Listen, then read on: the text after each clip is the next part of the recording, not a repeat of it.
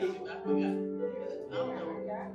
cheering against y'all when y'all go up to Winston. Oh, you know. I say y'all got it. That's a given. I say I think y'all got it. All right. Oh, man, we are extremely late with the start.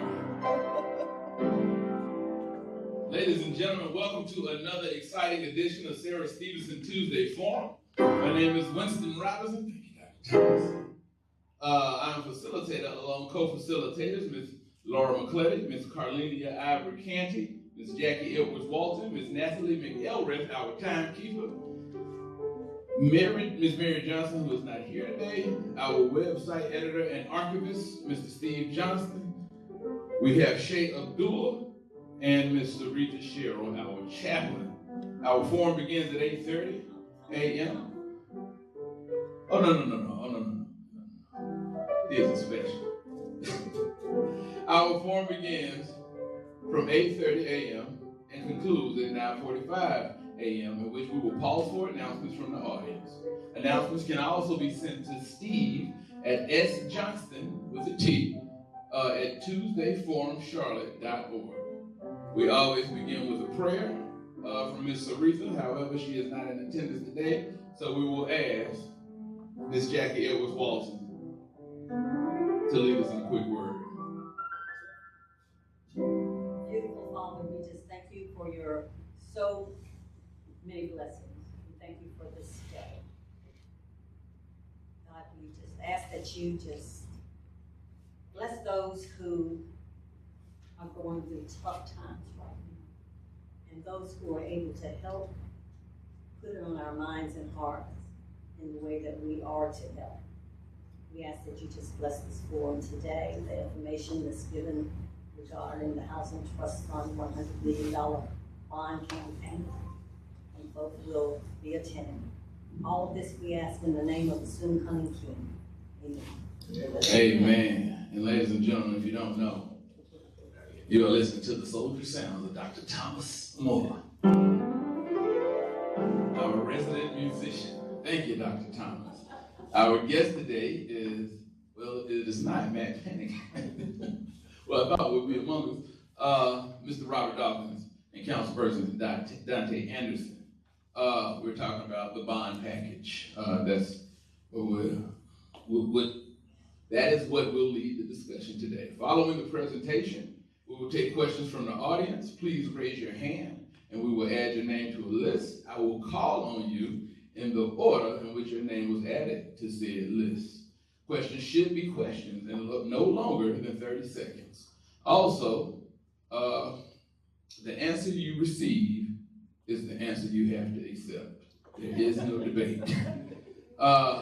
Again, our timekeeper, Ms. Natalie McElrath, she will keep you on top of you. Exactly, she will stop you. Ms. Natalie, if you do not know, is from Brooklyn, I believe. Queens, same thing. So New Yorkers have no problem with being rude and just stopping you where you are. So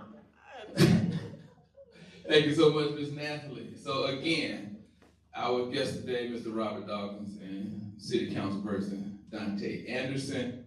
Pro Tem. Pardon me, absolutely. Mayor Pro Tem Danté Anderson. Yes. Yeah, I think that's it. So without further ado, please, panel. Yes, one more thing.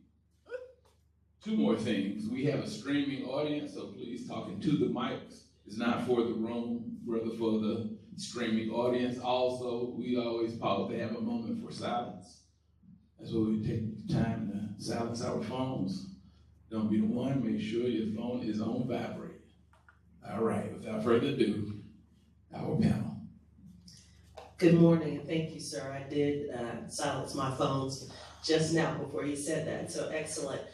Good morning, everyone. My name is Danté Anderson. I serve you as the Mayor Pro Tem for the City of Charlotte, and I also represent District 1. And I love to say we're sitting in District 1 when we sit in District 1, and we're sitting in District 1 right now. So welcome to District 1 this morning.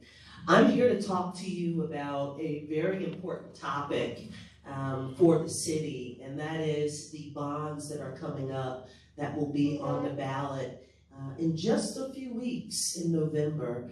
There are 3 critical bonds that we need to pay attention to and support to keep the city of Charlotte thriving, and that will allow us to address some of our infrastructure needs, which if you live in the city of Charlotte, you know that those are dire needs, as we are the 2nd fastest growing city in the United States of America, and we're the 4th largest city in the United States of America. The first topic is housing, and this year we have chosen, after great deliberation, to have our housing bond in the amount of $100 million on the ballot this year.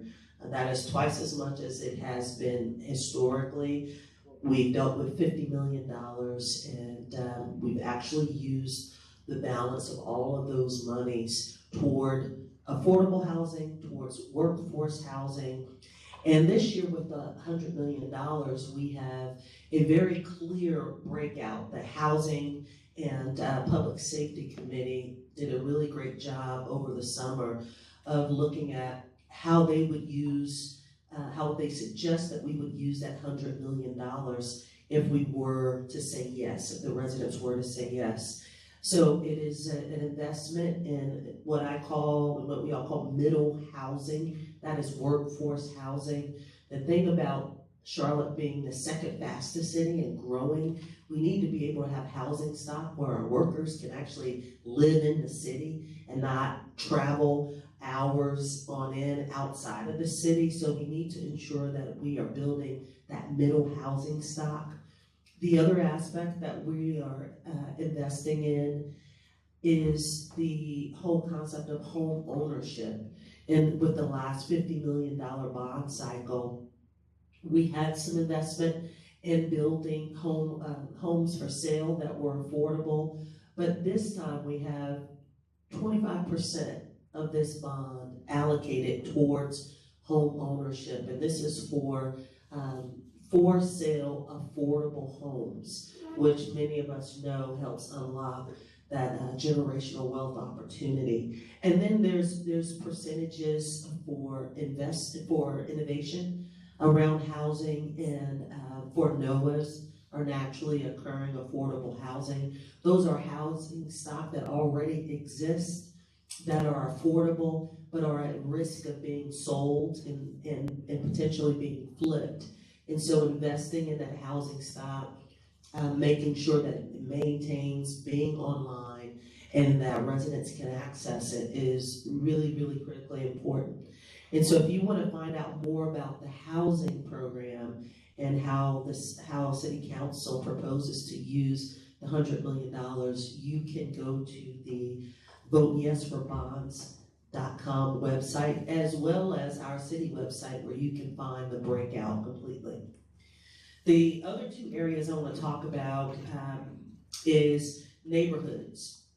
And we have over $60 million in this bond cycle allocated to neighborhoods. And when I say neighborhoods, what I mean is there are a couple different areas. One is our corridors of opportunity, and I know that you all have heard about the corridors of opportunity and the investment. We have to continue to invest in corridors.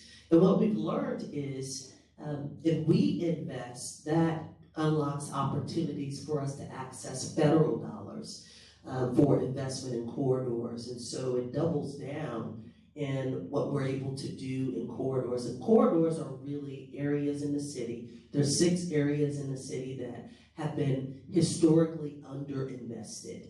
And so we've made some intentionality. Each corridor has a playbook that was not built by city staff, but built by the residents of those neighborhoods, as well as faith-based leaders and nonprofit organizations. And they've told us what they believe are the most important points to address in the neighborhoods. And so we've been doing that. And so $60 million will be allocated towards corridors, towards investment in new bike paths, sidewalks. Sidewalks are so critical. We know we have abandoned sidewalks here and there throughout the city, and so that 60 million will be allocated towards those areas.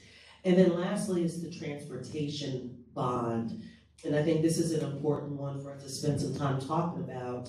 But there's over $238 million in the bond for transportation. And the key areas are around road repair, addressing traffic congestion, and making our roads safer. So this really will be an investment in our roads. It will be an investment in traffic navigation signals, to update our traffic navigation signals.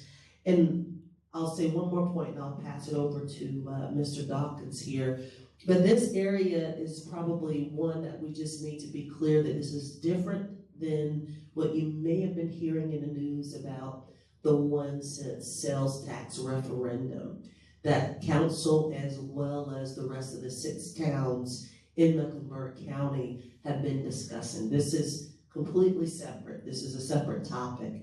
And we can, I can speak a little bit more about that later, but I just wanted to be clear that this particular bond for transportation will be on the ballot in November and completely separate than the 1 cent sales tax. Mr. Dawkins, I'll pass it over to you.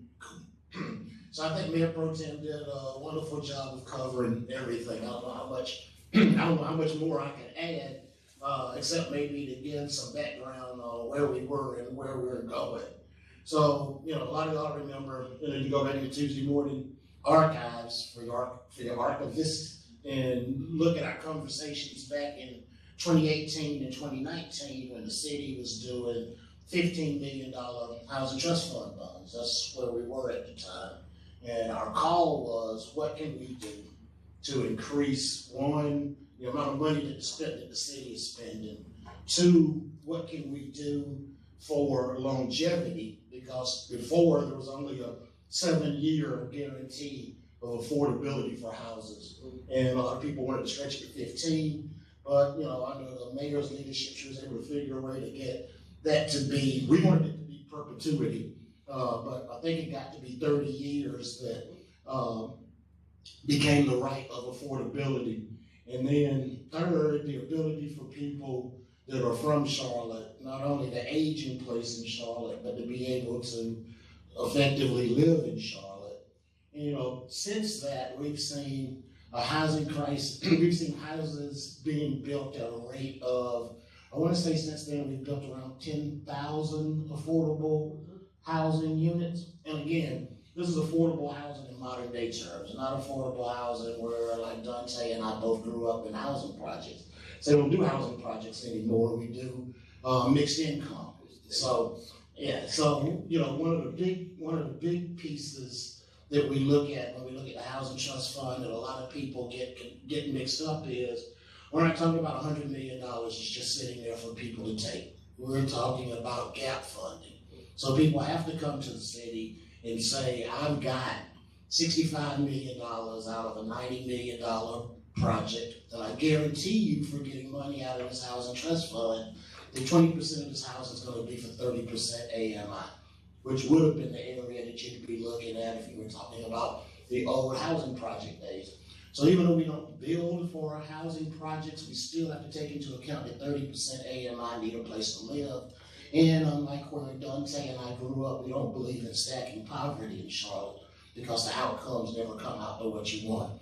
So over that time period, we went from the 15, and we went to the 50, and that made a huge difference. But bigger than the city's difference, it also made a big difference because what the city asked for is a leverage. So they're asking for is Bank of America, Wells Fargo, Truist, all of these people, what can you do to help leverage us and make the pot bigger? And that's, we got an additional match, and this time there'll be a match. We don't know what the match will be at this point, but we're waiting to see what the corporate community will chip in. So what we're saying is Charlotte puts its people first, and then if you want any type of text break, any type of increment, I see, how you doing, Rep? Yeah, it's one of my favorite people right there. He's one of the only people that answer my phone call and doesn't say, look, what's up? I don't want any problems. He says, what can we do to help? So I always love seeing Representative Sheep. But yeah, so here we are this time making it 100 million. And for that 100 million, we're hoping to see a large increase from the corporate community to also get things done. Because as Mayor Pro Tem said, it is hard living in Charlotte if you do not make a lot of money. One of the other things that we've asked for, and this actually to give a person the credit for it, this came from Councilwoman Mayfield back in like 2018, and she was like, why can't the city put more money into the permanent housing solutions? I mean, you know, if you look at it, Habitat for Humanities draws money out of the fund. Some other groups draw money out of the fund, but why can't we do something that's going to help with permanent housing? So this year, 25% of that going to permanent housing is huge, because we can keep fixing apartments, we can keep hoping that people will go from renters to home ownership. But the city's putting its money where its mouth is and saying, what can we do to help people move from apartments into housing? And I know that one of the things that Mayor Pro Tem was mentioning was, you know, for our working class people, that middle income tier, to be able to have somewhere to live, and that's huge. But also, us that's now getting up there, I'm 55, so I get my AARP membership. I haven't signed it yet, but I plan to do that sometime in the next couple of weeks. As we get older people need a place to live too. And one of the biggest things that Mayor Pro Tem mentioned is important is generational wealth. And one of the things that we see, I remember when we were fighting the battles back in the day at Wilmore, you remember the We Buy Ugly House ads? And the main reason was people as they retired couldn't afford to keep up the yard, couldn't afford maybe to do the property tax, and they didn't have an opportunity. Well now, and this is bridging two things, and I didn't tell Mayor Pro Tem I was going into this, but you know, we're a big fan of what's called assisted dwelling units, which was part of the comprehensive plan that got passed, your ability to be able to do that. Well, I'm hoping, because right now we're talking about the language, passing the bond. We're not talking exactly right now about how the bond will be used, you know, and what every line item that the bond can be used for. That won't happen until later. But why I'm so into the 100 million is because as I'm over here, especially in the Base Ford corridor, I look and I see a lot of people that would like to stay in their house. Maybe their kids don't want to stay in the house, or maybe they need extra income. And the ability to do assisted dwelling units, building a unit, taking money out of your house, building a unit behind your house for the senior to live in, and then hopefully the kids that packed up and left, like in the Wilmore situation, they packed up and they left and they didn't stay, will stay. And we can pass that generational wealth on. Now, as the city said 100% that they'll do assisted dwelling units as part of the $100 million housing trust fund? No. But as a lobbyist, I wouldn't be doing my job if I didn't come and lobby for it. So since I got here, I was hoping to catch Mayor Pro Tem saying, that's a great idea, we're gonna do that. But you know, she's smart enough not to do that. Because if she do, then for the next 3 months, we're supporting you. But don't forget, we want those assisted dwelling units to be part of it. But I do think that the city will be able to lay out a good plan. And again, things are done in segments. So first was to be able to check the bond capacity, make sure we could do it, afford to do it, what's the long range terms, that they've done. Now they're asking the community for permission, which we're hoping you will help push do. And then the second, third, and last piece, which is where all of y'all will still come in, is there will be the time to say, what exactly does this bond look like? And we're hoping that you not only be committed to making sure people get to pass the bond, but that you'll also be at the table saying how this money should be spent. Does that make sense? The other two pieces, even though we're big on the Housing Trust Fund, nothing can be done in Charlotte for our future if we don't put three things together. And that's affordable housing, and if that's not upward mobility, and that's not transit-oriented development to be able to support what you're trying to build. Now, again, like I said, at 55, I have a different opinion than some of my younger friends, but the 25-year-olds, the people that we're doing all this for, they're going to be here in 2040. What they want is a walkable, livable Charlotte. And that means, one, we got to get our roads fixed. You know, people have always said, well, Robert, I noticed you always drive a Ford Escort or a Mazda. I know by now you could afford better. And I say, no, I can't, because the city of Charlotte's just going to tear up my car. So I'm not going to go buy a Mercedes or BMW to go boobity, boobity, boobity, boobity down the street and the car get messed up. What we're hoping for, because again, you know, the General Assembly's never been our friend. They don't rush to say, except for you, Rep. When you fight for us, I don't mean the whole General Assembly, I mean the ones not from Charlotte. We love our delegation. But you also know I'm a work for a partisan group, so we don't really like the representation up in Huntersville, but we're working on that. But the General Assembly itself has never been our friend. As far as I'm gonna spend as much money as I can to light Charlotte roads up, and I'm gonna spend money to pave Charlotte roads. One, that's not their responsibility. The majority of the roads around here are state roads, but they don't do that. But the reason that I'm saying that Charlotte is an opportunity. You can't do all this building without making sure people got paved roads, that people are doing something for traffic mitigation. And traffic mitigation now is huge. I mean, if you are anywhere in Charlotte and you're near an elementary school, forget about 3 o'clock to 4:30. Because that one lane that comes out for all of the people to pick up their car, backs traffic up for miles. So we've got to get our hands on traffic mitigation. We've got to get our hands on paving roads. And we've got to get our hands on building housing that is on the path that people want to be on. And that's transit-oriented development. So I hope, again, all of you will work and use your connections to tell people vote for the bonds. And then secondly, when it's done, that y'all work with us on the community side to put together our list of how we think that the money should be spent within those parameters. Absolutely. The one last thing I want to just add is that, you know, historically, the city bonds have been very well supported, right? All the bonds that have been on the ballot have been very well supported since 2014. And these bonds that we're talking about, they have come up 5 times already. And to Mr. Dawkins' point, you know, the amounts have increased as he talked through the housing bond, but they've come up 5 times already since 2014. So we've had over 70% support for each of these bonds in the past, these areas, housing, neighborhoods, and transportation. So our residents have seen the importance, they recognize, and they voted for these bonds in the past, and we are just asking that we continue to do so. Because the Charlotte that we live in is due to the investments that have happened in the past. But as Mr. Dawkins is talking about our 20s and 30-year-olds, our future of the city in Charlotte, we have to invest to ensure that they have a walkable, livable city that they would like to see as well. And so we have to continue to make those investments. So that's the last point I'll make before we potentially open it up to questions. There you go. Thank you. How hard we gonna get smacked? Well, I don't know whether I'm impressed or really enjoying the smoke. The total of bonds is 100 million? Okay, So yeah, that's for the housing.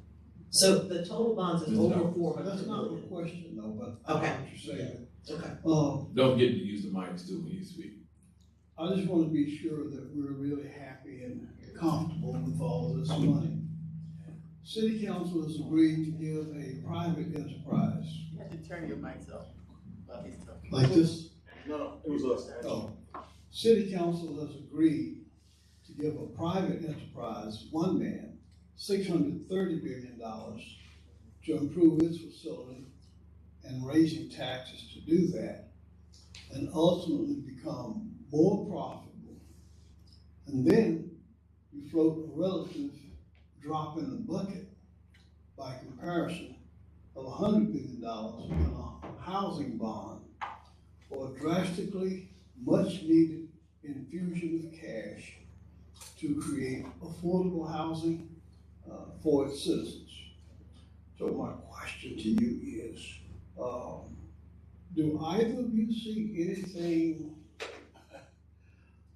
wrong with that scenario? And to flip it, to put your priorities where you say your priorities are in housing versus the profitability of one entity.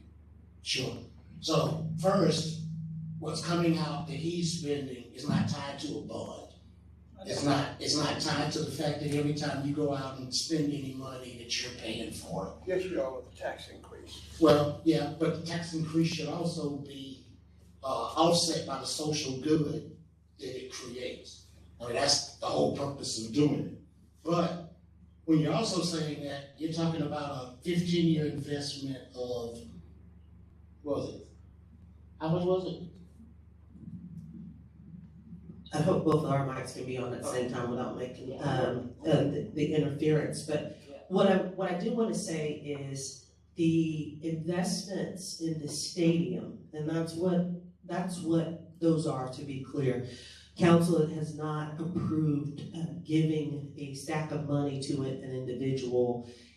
What council approved is to pay directly to developers and suppliers that will be making investments in a stadium. So we will pay for a percentage of those investments directly to the people doing the work, out of a pool of money that cannot be used for housing.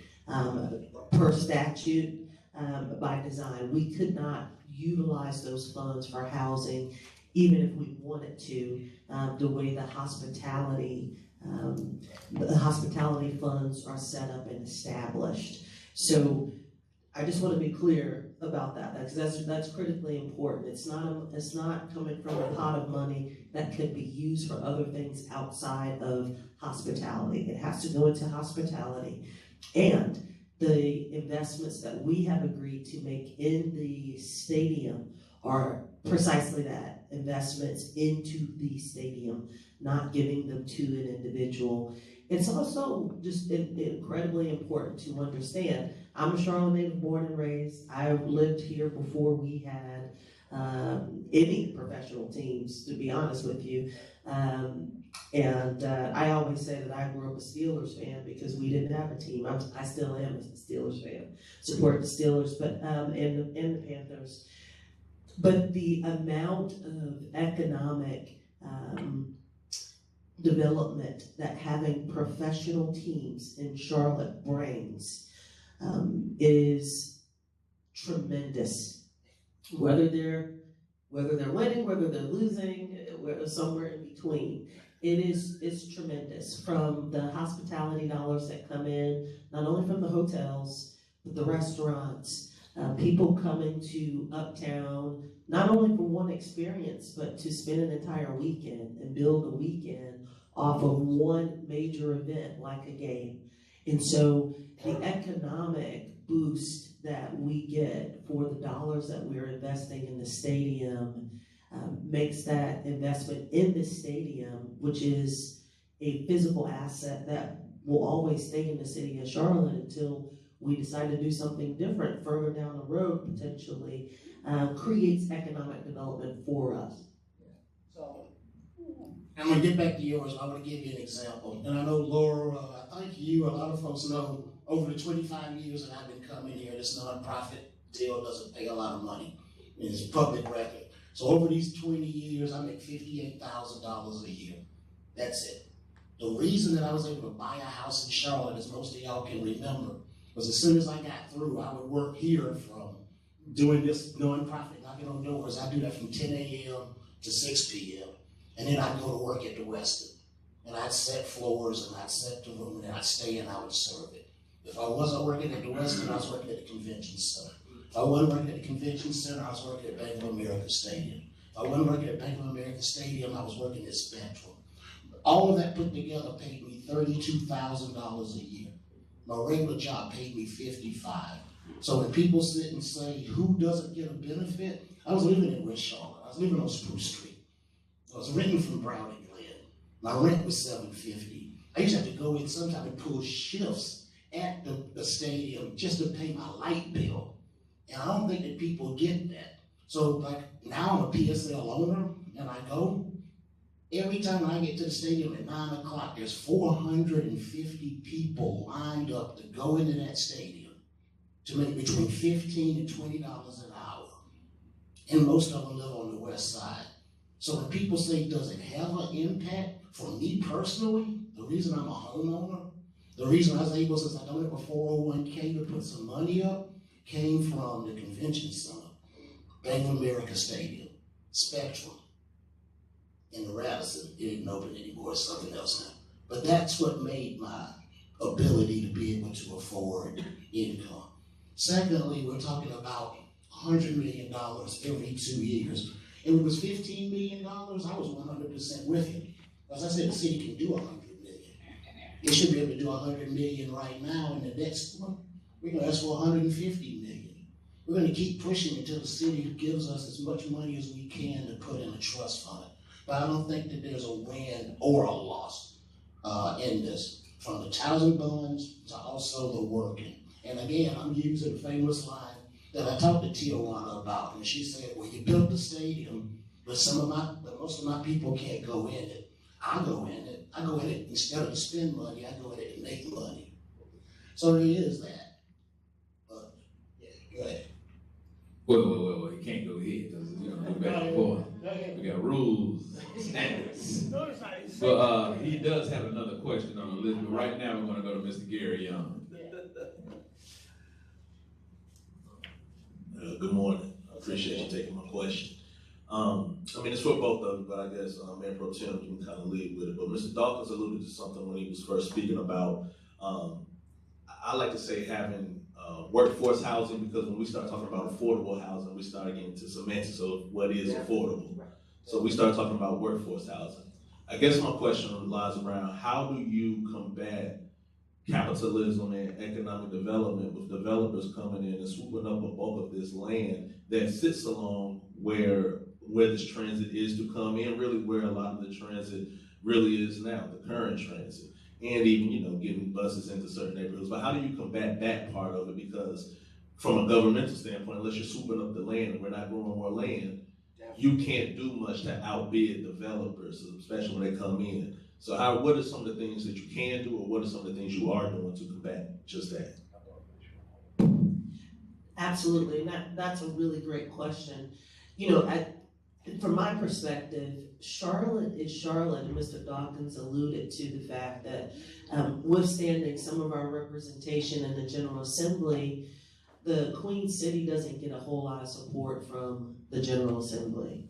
And Charlotte is Charlotte because we have leaned into our partnership with public and private partners, right? And so even with the promotion of these bonds and the awareness campaign, you have leaders from our private sector, like Coca-Cola and Lowe's and others. So that is part of how we combat it, is working with our private partners as well to ensure that as we plan out these transit corridors, that there is direct investment and reserve for housing, transit-oriented housing.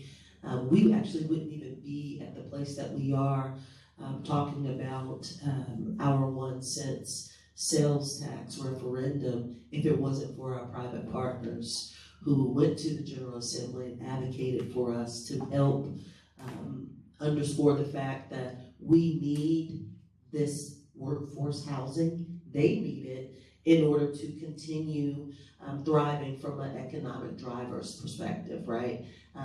And so they see it. They need a space for their talent to stay. They need to be able to attract talent here, and having a housing that is affordable across the AMI spectrum provides that opportunity. So that's how we combat it, is working with our private partners and being strategic along a runway. But you're right that some developers have owned land for years and years and years, right? And they've made those investments, but we've made those strategic partnerships as well. I would also say, Gary, we need to invest as much as we can in community land trust and land banking as much as possible. The city's hands are tied some in that, and we need people like Representative Heed, who does champion this, to find more people at the legislature that will that will relinquish some of the power that the General Assembly has to the city to do things like proactively buy land. That would be huge. Again, as you know, with preemption, this has been horrible for cities that are growing, like a Charlotte, that would like to say, you know what I'd like to do? I would like to limit corporate landlords' ability to buy houses. The General Assembly says, don't you do that. You do that, you're gonna have a problem. You know, we say, you know what, we're gonna take city money, we wanna buy land up and down the corridors and bank it. General Assembly says, don't you do that. You do that, you're gonna have a problem. You know, we'll turn around and we'll say, you know, we need inclusionary zoning laws so that if builders don't build affordable housing, they have to pay into a trust fund. General Assembly said, I'm telling you, one more again. Don't do that, you're gonna have a problem. So what Charlotte has to keep doing is making, which these are all part of our legislative agenda every year, keep making it part of our legislative agenda every year, and hoping, and I can say this because I don't work for a nonprofit, getting rid of the Republicans that are in control and get Democrats in there that are more favorable to community land trust, to stopping corporate landlords, to allowing inclusionary zoning. Because those are the three things that will stop it, and right now we don't have the power to do it without the General Assembly's permission. All right, first time ever, history will be made today. We have a call-in question from Ms. Faith Triggs of Habitat Charlotte. First time caller, long time listener. Go ahead, Ms. Faith. Good morning, everyone. I want to bring greetings from Parkersburg, West Virginia. It's a long story. I wanted to be there in person, but this is a really important bond measure.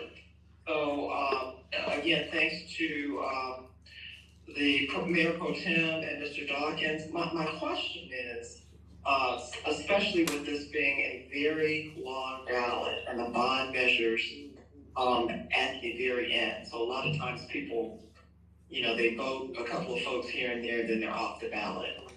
What happens if this bond measure does not pass?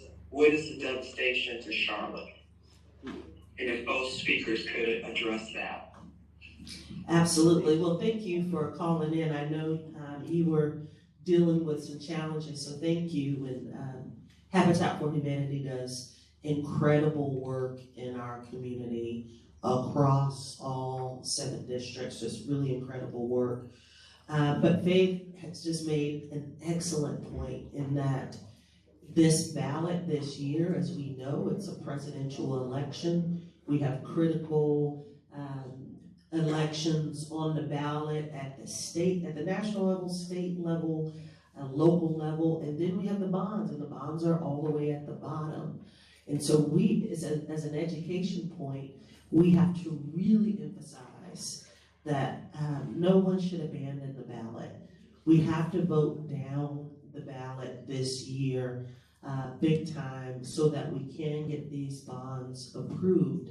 But specifically to answer your question, what happens if these bonds don't get approved? I can tell you in our housing bond, for example, we don't have any additional dollars of that $50 million that was approved a couple of years ago. We have utilized and allocated all of those funds. So we don't have any additional dollars to execute with our partners like Habitat for Humanity. If Habitat for Humanity has a project and they come to the city for what we call but $4, so dollars to help complete their financial stack, we won't be able to do it because we simply don't have any more funds. We have a list of projects that need to be done and completed in our neighborhoods, from sidewalk completion, traffic mitigation, etc. We won't have the funds to execute on those projects. So what will happen is the units that Mr. Dawkins mentioned earlier that we've actually brought online for affordable housing, for workforce housing, that will stop because we don't have a revenue source to invest in that area. So all the more reason why, as we go out after this and talk to our friends and others in the community, we really have to emphasize not abandoning the ballot. We have to vote down the ballot and vote for these bonds to get approved. And I think what Faith also pointed out again, Habitat does wonderful work. One of the main reasons we're able to have affordable housing is people like Habitat for Humanity. Without the $100 million, then you've put another $100 million burden on nonprofits like Habitat to fill the gap. Again, you hope that corporate America will chip in, but there's no requirement for them. What you do with the $100 million bond is that you try to get that leverage. I get $100 million, Bank of America, how much are you gonna chip in? Once you don't have that $100 million, Bank of America may chip in 10, they might chip in 50, they may decide we're gonna spend our money in other areas other than Charlotte. So you don't have that tie for the leverage, and you put the $100 million that would have been drawn out from Charlotte on the backs of other nonprofits to hope they can match it. All right, Ms. Nathalie. Thanks for being here. I really appreciate your comment about preparing Charlotte for the future for our young people that are here now. But I do need to talk to you just about one senior issue. When you're talking about those roads, we need to be able to see at night, and we need those roads to have something illuminated down the middle so we can stay in our lanes and not run off the road. So when you're thinking about that, $100 million, please paint the roads while you're at it. But I would like to know, of that 50 million that you had, how many workforce affordable units did that provide? Gotcha. Yeah, so, and I think I got a breakdown. As long as I got my glasses. All right, yeah, I got it. Back in the day, I could see everything.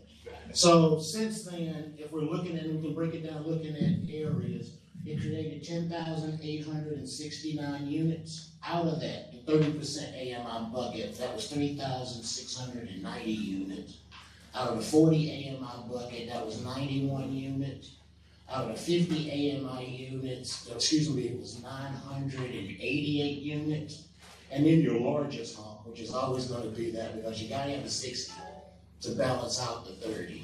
The 60% AMI bucket created 4,766 units.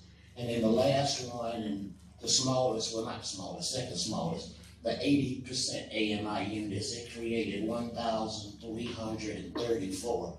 Now I will also say this is talking units created and not NOAA and not housing that money also went out to establish or preserve. Does that make sense?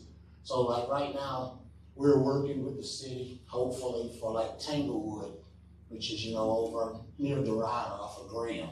And there you got 100 units that are in horrible shape. The landlord's not, kept up with it. What we're hoping is that the city's gonna be able to come up with, because right now there's no money left to do it. But what we're hoping is the city's gonna be able, instead of the units just being scrapped, they just got purchased by this place called Dale Crest PO. When I leave here, I'm back over there with the tenants there today. They're pretty much sure that the landlord didn't buy it to fix it. He bought it to tear it down. What we're hoping is, even though the city's out of NOAA money, that they can come up with some way to keep the people in there. Now, from being in the units, the electricity is horrible. The mold is horrible. It gets to the point that the city has to say, as Dr. Penn told you when we was doing Lake Harbor, is it worth us putting money in it or not? But right now, at this stage, there is no money to put in it at all. So the NOAA housing is not included in this on what they use to preserve housing, if that helps. And I'll just add, the numbers that Mr. Dawkins just went through. You saw an investment, you heard of investment in the 30% AMI, and then you heard that investment between the 60 and 80 AMI. And that 60 to 80% AMI is really that workforce housing. These are folks that work every single day. Many of them are civil servants, police officers, teachers, firemen. And so making sure that we have that investment as well as protecting our lowest income individuals is the right balance, right? And so that's real important, and our ability to double down with this $100 million investment in those areas is critically important as well. And I will say too, though, Ms. McCarrath, we also understand the diesel scratches in the bucket. So 10,000 units is not a lot, but also $100 million given out in small chunks isn't a lot either. You know what I mean? But it has created something in some type of a dent. So for me, until we can get to the point, and I also want to do this too, I was talking to some friends in Los Angeles. Los Angeles Housing Trust Fund is $250 million. Los Angeles has 18 million people in the county. You know, so I mean, the 100 million isn't a lot, but compared to New York and LA and their commitments to it, and we're talking about places that's got actors and actresses and all of that, 250 million for a county the size of Los Angeles. And us talking about not the county, but the city, $100 million is a sizable investment for a city this size. Ms. Edwards Walton. Again, thank y'all for coming. Can you remind us again of the shortage of housing that is needed, but also oftentimes our leadership has not kept promises in that there's rail all across the area. And initially, it was supposed to be housing along those areas. Yes. Talk a little bit about where we're going related to that now. Yeah, so again, Ms. Walton, again, when we were talking 2018, which I know you're referencing, you know, we had asked the city how you're gonna get up front on the blue line. Well, we were talking about this before, how you're gonna get up front on the blue line. The city said they had a plan, and their plan was gonna be they were gonna be able to preserve this land along what was gonna be the blue line for affordable housing. And then the housing director came back 2 years later and said, oops, I'm sorry, developers move a lot quicker. We didn't know it was gonna be for sale, and the moment it came up for sale, we said, hey, we'll throw you 10 million at the Housing Trust Fund. And they say, that's all right, we'll spend 100 million and just buy it. There's always gonna be that, you know, in this capitalistic country. What can we do to get ahead? It's always gonna be the hardest question. Because I can already tell you right now where development is gonna be in the next 10 years, just from us being smart enough to pick it out. That doesn't mean the city can go ahead with the things that's in its way and get that land. That's huge. Then the other problem I got is inclusionary zoning, and I don't have it. So, like, I'm also working, I got this on today because, you know, we're working with the SEIU up in Huntersville.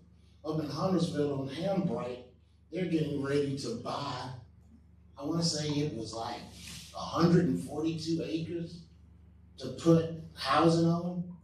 You know, the county and the town of Huntersville said for 3 years, we'd like to buy it. They didn't have the money to make what this developer did.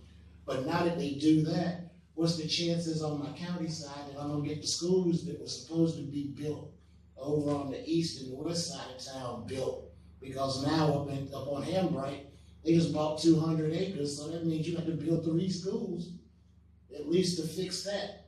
So it's always a fighting back, that the 2 things that you hope is that the federal government is gonna work with you, send you some money. You hope that Representative Rasheed's not gonna be outnumbered, and that the General Assembly's gonna give us some money. And again, these rules that North Carolina is stuck with preemption, it's pretty rough. And again, it depends on who rules it. Right now, the Republicans are ruling it. So they use preemption to keep things the way they want. If I did away with preemption totally, then I can't stop Gastonia from having local Ku Klux Klan Day. So as much as I hate preemption, I also understand that in our situation, sometimes preemption does work to keep people from doing even more crazy stuff. Just imagine if in Gastonia they wanted to start Donald Trump Day. You know, at least the General Assembly hopefully will say we ain't gonna do that. But if they don't, you can't stop it. So I'm damned if I do, damned if I don't. Does that make sense? It's not an answer, but I mean, it's the fact. All right, I have a question. So as we speak about the challenges that go correlate with the General Assembly and developers, from what perspective or which perspective when that comes from this $100 million where you can seek a solution from empowering the little guy, if you will, myself, and I know people who own income properties, and we keep them intentionally low to make for whatever reasons we want to, you know. However, when we see local government provide developers with incentives for things that we're doing on our own, it feels like a slight. And even aspects of with gentrification. If we were to take heirs and kind of have a programmatic aspect to facilitate their new property as a space to become income property holders, what does that do to communities? How does that could, I believe, slow down the pace of gentrification as well as empower people who might be overwhelmed if someone in the family unexpectedly passes and now you have the cumbersome assignment of managing another property. Now, how can we empower those people and a small number of income property holders who want to do right by the city and provide this naturally occurring affordable housing, but not engaged by our local leaders?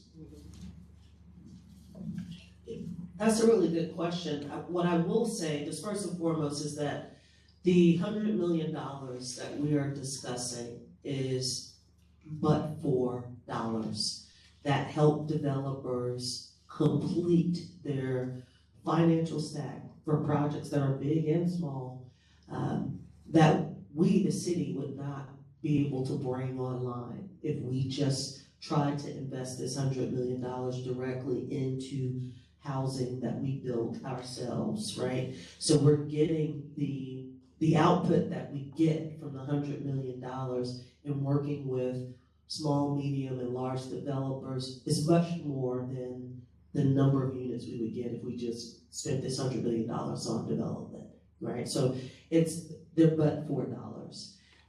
However, having said that, to your point about smaller developers or smaller homeowners or landowners who want to participate in the NOAA program or even want to participate from a development perspective, there is space for them to participate, especially from the NOAA program. Also this year, as a part of the proposal, and Mr. Dawkins mentioned this, that we have a proposed structure of how we like to allocate the $100 million. It's not completely written in stone, but it's our proposed structure.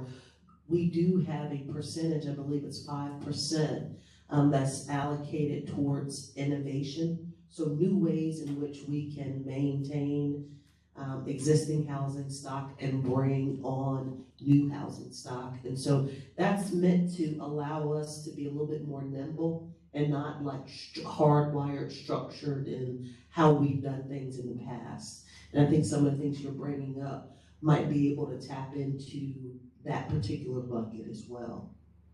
Yeah, I think, everything you brought up is 100% true, and everything that you said may not be able to be done, but a lot of it can be done if people like you are involved in the process of how the money is spent. And that's the lobby, like us with the people's budget, how we went in and said, you're gonna include these smaller groups in getting the money. You need to do this, that, the other. Y'all need to do that as a group of developers in this process. So one, again, this isn't written in stone. Right now, we're just trying to get the city to say, here's the money that's allocated. Then the work goes on how it's going to be spent. And I think it's crucial, 100% crucial, that y'all are involved in what that $100 million worth of spending looks like, if that makes sense. And also, lobbying people not to change. So here's the other issue that Ms. Walton mentioned. People in Charlotte will vote for people on city council that weren't on the city council before, and the vision was painted, and then the new city council comes in and says, you know what, that's not our vision. I mean, just to give you the example, we thought we were doing when we got off of single family homes and we passed, the 2040 plan. Then of course we got a new city council. They want to go back, scrap that, and start from the beginning. So everybody put all their time and effort into working. Now as they either hope city council doesn't change or know how they're going to change, and then come 2 years from, not 2 years, 8 months, there's going to be a new city council. And the new city council might say, we want to weigh in on the 2040 plan. So nothing's written in stone here because city councils keep changing and applying pressure to the city council to do not what the loudest voice is saying, but what's needed for Charlotte over the next 40 years, which most of us won't be here for, versus how we think Charlotte should look in the future and what policy should look like. Does that make sense? We'll talk offline. It does. But of course, I gotta stick to the rules. Mr. Coons. I just want to make a point of clarification. First of all, as a journalist and chronicler for more than 50 years, and as a political independent, just for the record, it's always been easy for Charlotte-Mecklenburg to pass the buck to the legislature. And there are a lot of things that are considered for the great state of Mecklenburg. And a lot of things don't get done because other areas consider us like other metropolitan areas, great states. A lot of things were prohibited when you had Democratic control in Raleigh. So y'all can go blow that smoke somewhere else about the legislature being your problem, because you had the same problems when you had control of the legislature. Also, the city has agreed to the $630 million to the Panthers, and they're now working on the fine details, on the fine print of how it's going to be going. So your comment earlier that you hadn't made that decision is not true. You have decided to give them the money, you're just now working on the details of it. So if you're going to say things, be sure you're accurate and truthful about them. And I know that's a great question. Every time somebody asks one, it's always a great question. It ain't always one you want to answer. Gotcha. So again, I said, coming from my point as a Democrat, I was talking to you from a Democrat, but preemption is the issue. And I said preemption was the issue to begin with. Whether it was a Democrat or not, preemption is the problem. Every Democrat's not a good Democrat, and every Republican is not a good Republican. But what preemption does is set the rules that Charlotte can't fix. Now, we can say Charlotte can do this, that, the other, but we're talking about taxes. Charlotte can't say 1 minute I'm gonna do taxes or 1 minute I can't. That's due to preemption. So what we're saying is everything good and everything bad, and was everything good? No, the preemption was bad. Not the Democrat or the Republican. But what falls on Charlotte can't do nothing with a road. Charlotte can't go out here and do nothing. If it's South Tryon, the mayor pro tem, she can call every day and say, you know what, I want this pothole fixed. They don't provide the money, that ain't their street. You know, we're talking about money that's gonna go into the housing trust fund, that comes from Montec. We don't put the money in it. That comes from the state. So I'm not using the state to say, oh, I'm passing the buck. I'm using the state to say why things are effed up. You know what I mean? Some of it Charlotte could do better, you know, but some of it is just not in Charlotte's control. Tried to do this, remember Mr. Coots back with HB2. Told Charlotte then, do not mess with the bathroom. That's the other stuff, don't mess with the bathroom. We messed with the bathroom. No other city's ever been punished in this state the way that Charlotte has because of that bathroom. That was preemption. So now when folks in Charlotte say, I'm a little shaky to go and mess with the General Assembly, when the General Assembly say, keep messing around, we're gonna take your airport, Charlotte said, oh. And we said, you know what we're gonna do? You were supposed to get $350,000 for buses, we ain't giving it to you. They said, oh. You know what I mean? So it's not like Charlotte just uses this as an excuse to say, oh, we just want to pass the buck. Maybe some. But generally, when they're telling you that it's not in their power, it's not in their power. And this is coming from somebody that's default them on police accountability, that's default them on all of that. Until I can change on police, until I can change how the Supreme Court interprets stuff, it don't matter what Charlotte says or the General Assembly says. So I'm just trying to keep people in their buckets. I'm not trying to make an excuse. I'm just trying to quote facts. Yeah, I mean, the fact is that a road that's governed by the state of North Carolina Department of Transportation is governed by the state of North Carolina Department of Transportation. I have a ton of them in my district, and if I get calls from residents, which I do all the time, about how it can be addressed, to Mr. Dawkins' point, I can call, I can send emails, I can have those conversations, but I can't make any changes on those roads because it's outside of our governance. But I just want to clear up a point that you just made, so I want to make sure we're always focused on clarity. I hope I did not say that we didn't decide whether or not we're going to give the Panthers money, because I've actually worked on that deal for months, and I know that we voted on council. What I was trying to say explicitly is that the city council did not vote to give the Panthers money, right? Or an individual money. What we voted on was to invest a set amount of dollars into an asset that sits in Uptown Charlotte, which is 1000% accurate. We're not giving someone money, we're investing in improvements in a stadium that resides in the city of Charlotte. And it's an asset that sits in Uptown Charlotte. And so, unlike a historical building that we actually just picked up and moved in the Dilworth area in my district, we can't do that with this stadium. The stadium sits and resides in Uptown Charlotte, and the city voted to allocate money to pay for investments, improvements into that stadium, which, as we had a healthy discussion around earlier, creates economic vitality, not only from a visitor perspective, but for those who are seeking employment, which, by the way, a significant percentage of the residents in Charlotte work within the hospitality space.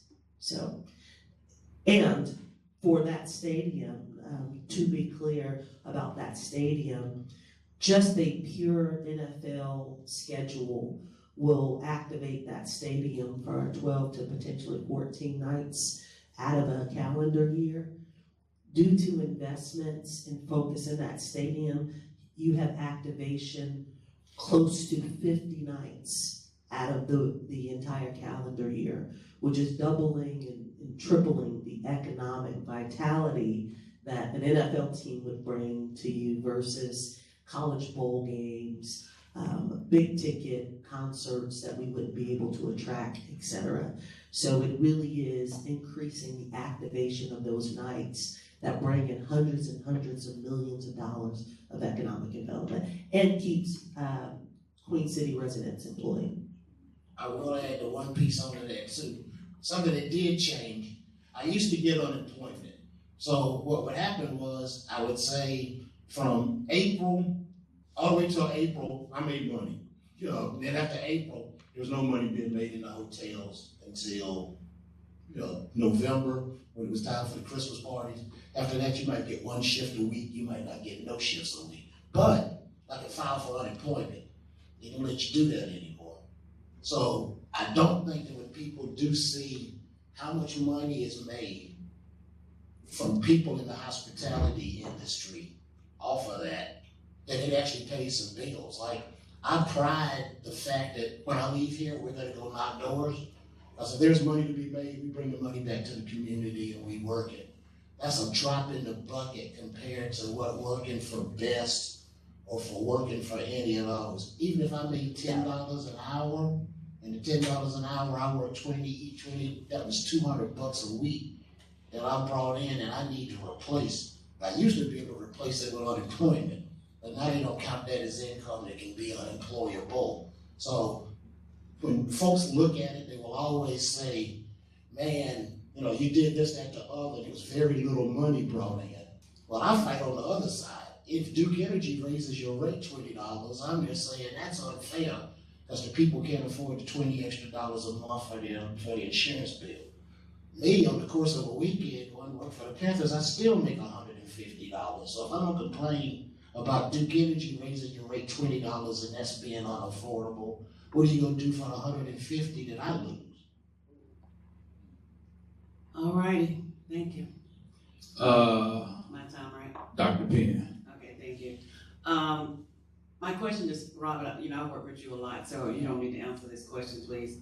But we deal with displacement a lot, and you know for yourself, Fairview Homes, Double Oaks, and all those areas, Boulevard Home, has displaced, no one from the city, has been displaced way before I jumped on Lake Arbor. And so now we're talking about Dorado Woods, which and then some of the other places that we have worked on, Robert. And I lived in that Dorado Woods, so I know where that apartment is. So Well, it's right next door. It's Tanglewood, but Dorado Woods is right. It ain't in good shape either. right. And Tanglewood, they ain't Tanglewood fixing nothing and they collecting Right, no money for it. I lived off of that street, so I'm familiar with that area. So, but the question is that, and they keep talking about the AMI and all that craziness, but my thing is, everywhere they have replaced these Fairview Homes and all of that, a lot of people still can't move into those areas. Even with the when I went through Boulevard Homes, I'm like, oh my God, look at this. But I'm sure a lot of people can't get in there. So from the city point, I need to understand, you got all this money you're trying to do. So what are we gonna be really doing for, and I'm sick of saying affordable houses, because y'all are not giving anything to these people. Because if I got my children living with me, they can't afford a place to stay. So what are y'all gonna be doing with all these investors that's taking over our city? And y'all continue to let them come in here and do it. City. And like before, with Lake Arbor and all of that, they would run me out from over there, coming down there talking about this. So it is a serious problem. Okay, Thank you, Dr. Penn. All right, don't get me started. If you would, please pass the microphone to Ms. Jackie Edwards-Walton. So I'll respond, you can respond if you like. I think there's a couple of different things that we're mixing up. One is, and I mentioned earlier, so that Mr. Dawkins, I grew up in Southside Homes, born and raised right here in Charlotte. And when I came home from Charlotte Memorial Hospital, we lived in Southside Homes. My entire family lived in public housing across the board. My grandmother lived in public housing her entire life when she moved here from Rock Hill. So I'm fully aware of the impact of public housing and how it at many times saves lives, because it saved my family lives. But when we're talking about what we consider to be in living in properties and living in properties that are going away and then being brought back online, that's separate than the housing bond that we're discussing today. But what I can say is Fairview Homes is a great example of the first phase of remodeling Fairview Homes. There were between 30 and 40 units that the footprint of that for phase one sat on. Those units were torn down and were built up higher in the sky, right? And those families were allowed to come back. They had the first right of refusal to come back. But in its place, there are over 200 modern apartments that are gorgeous. And all of the families that resided in that phase one of Fairview Homes had the opportunity to come back and yes, pay an affordable amount to live there.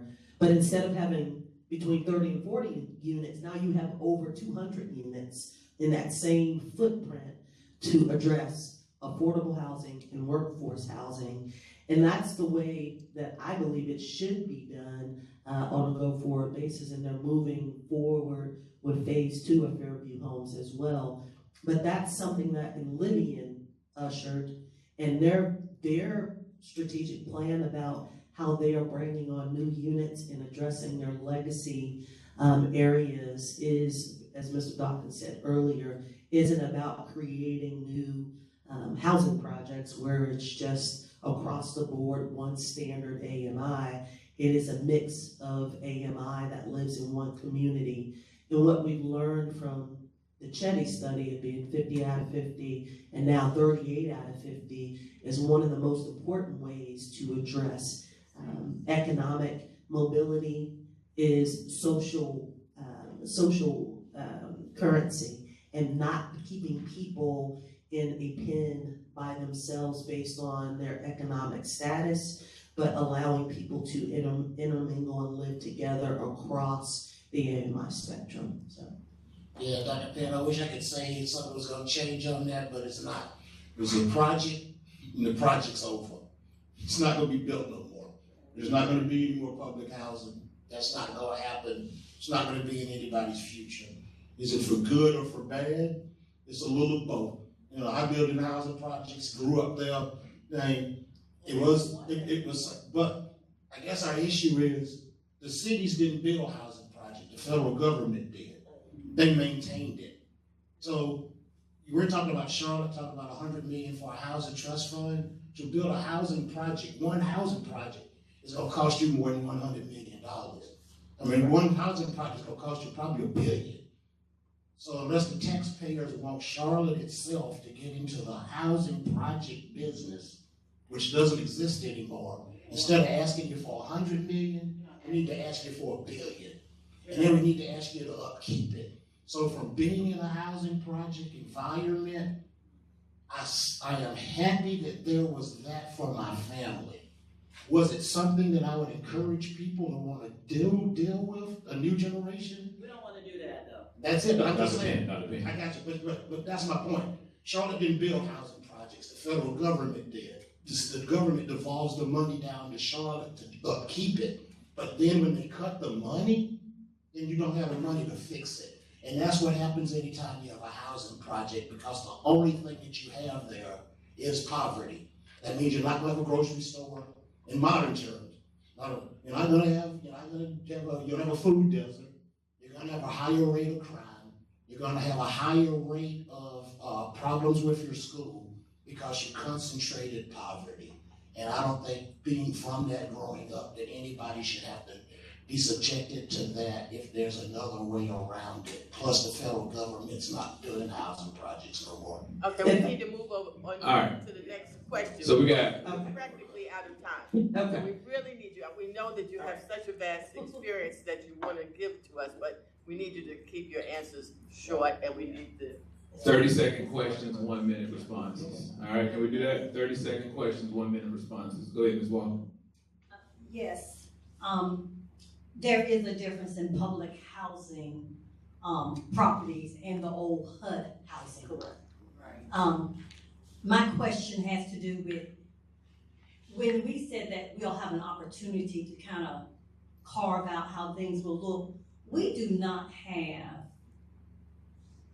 rental housing uptown for families. We have it for senior citizens, but we don't have that type of housing for folk who work uptown. And so is that something we can look at around carving out? Yes, ma'am, absolutely. As a matter of fact, under construction right now is a high-rise that is living in this building right in the middle of uptown for people who live uptown and work uptown and anyone else. So they have a project that hasn't fully been announced. I've toured the area because it's in my district, and so I'm aware of that it's coming online in the next couple of years. It's under construction, and there's another building as well that, and living in this building, that will be in the uptown four-ward area. I'll go real quick. So I also tried, Ms. Walton, to try to do two things. I want to see black people everywhere, but I want to see people that are low income be able to afford where they live. So every time, that's two separate things. So what I hear from people all the time is, what can I do to get more black people in Valentine? Or what can I do to get more black people uptown? Encourage black people with money to move them. But don't go and take poor people and put them there to fill something to make yourself feel good. Because if now my only choice is to shop is Whole Foods, I can't afford to do that. If the average price of daycare is $4,000 a month instead of $2,000 a month, I can't afford to do that. So it looked good for me to say, look, there's more black people uptown. I need to be black people that can afford where they live and receive a benefit. But just to build low-income housing in South Park or Ballantyne or Uptown, just for us to clap, but the people not to be able to afford to live there because they don't have babysitters, don't have daycare, don't have a way to get to where they go, and doesn't solve my problems. And Robert, you know I was not talking about putting low-wealth folk in a bad situation. I'm talking about young single folk who are looking for housing that they can't afford $1,700. Okay. All right, that's a point of privilege. All right, Ms. Ivory Canty. I know. She's a facilitator. Other privileges. Ms. Ivory Canty. Thank you for doing that for Ms. Jackie. First, I want to say thank you, Robert, because the passion that you show and the hard work and the dedication you do, a lot of people in this community, we talk about it, but we don't do it. You're out there. So thank you for what you're doing. I appreciate it. Great example. And as for Dante, I'm gonna tell you guys, I had 6 months on city council. I am very grateful. I learned a lot. They don't pay y'all enough, and it should be 4 years. And they need to, it's a full-time job. And so thank you. My question is, I heard you say something, and I had an opportunity to work at the Fairview Homes area for almost 20 years. Is that where they're going to put the old school that they knocked down in that area? You talked about Fairview Homes 2, or the second phase. One of the things that we had talked about at one time was making sure that people like police officers, teachers, and others could live there and in return get something more affordable because they work in that area. Are you still contemplating doing that? Yes, ma'am. So in phase 2, and I also want to say for phase 1 of the Fairview Homes rebuild, the wait list is huge. So it just speaks to the need, right? I spoke about over 200 units that's in the phase 1 that are occupied, but the wait list is still incredible. So your point about workforce housing for our civil servants is, the short answer is yes, and Livian is looking at that with their properties that they're building and that they're managing. And the Fairview Homes rebuild is a huge part of that.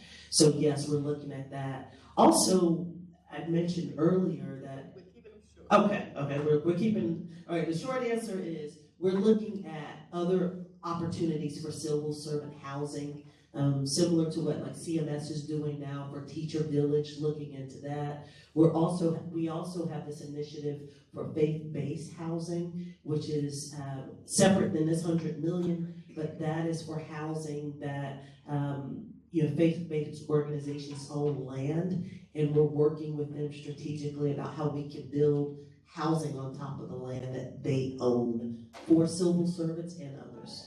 Thank you. Sorry for the long answer.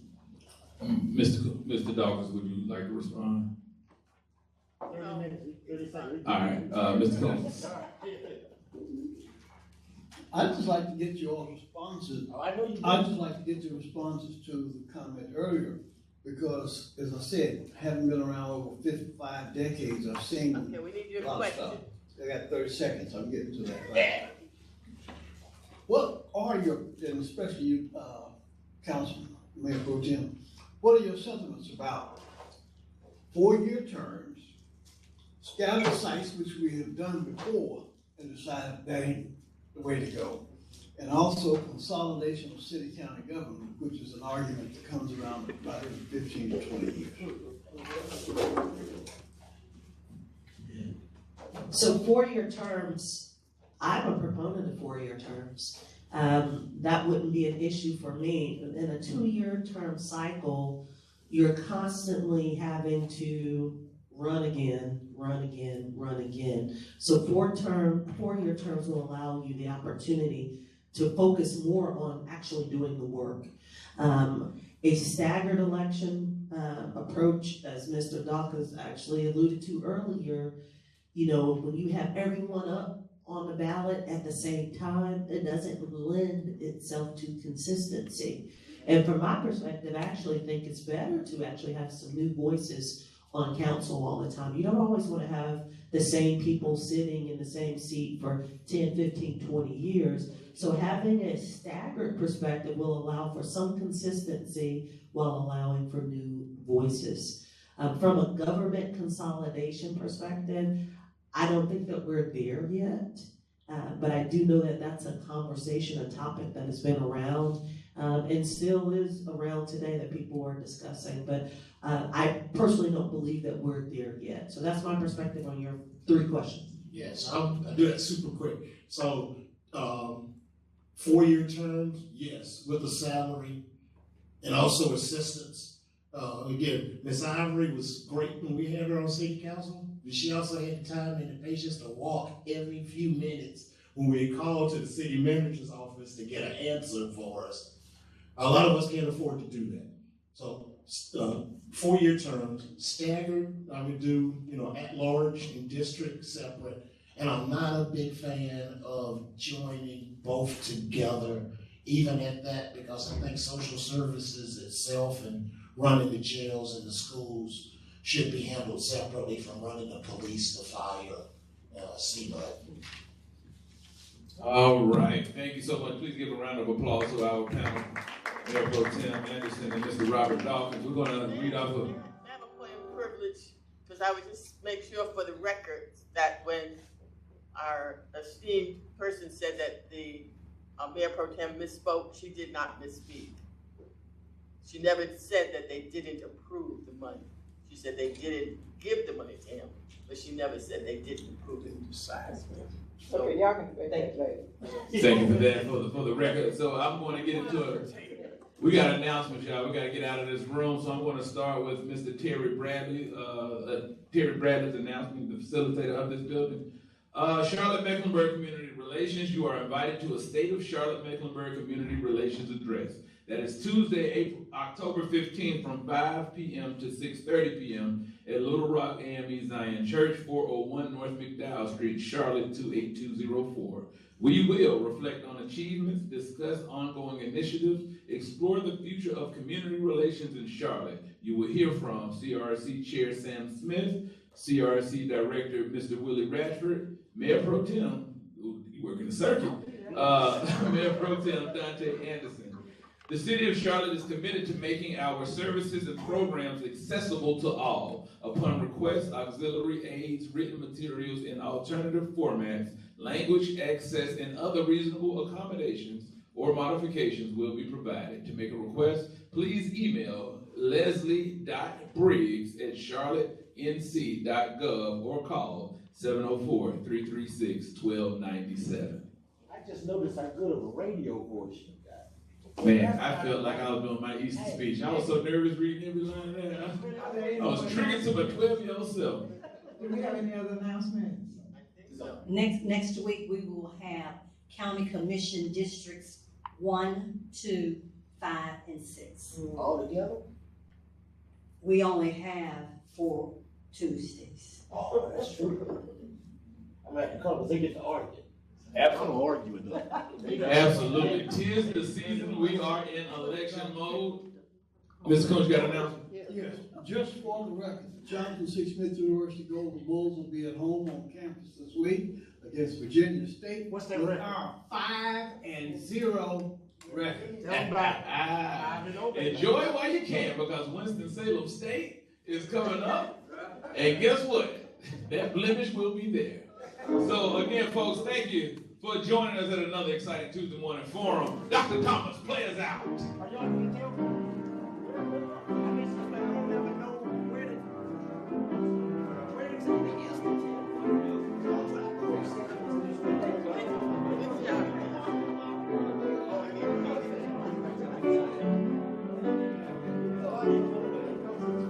Let me ask you, Mayor Pro Tem. And I ain't gonna ask you this.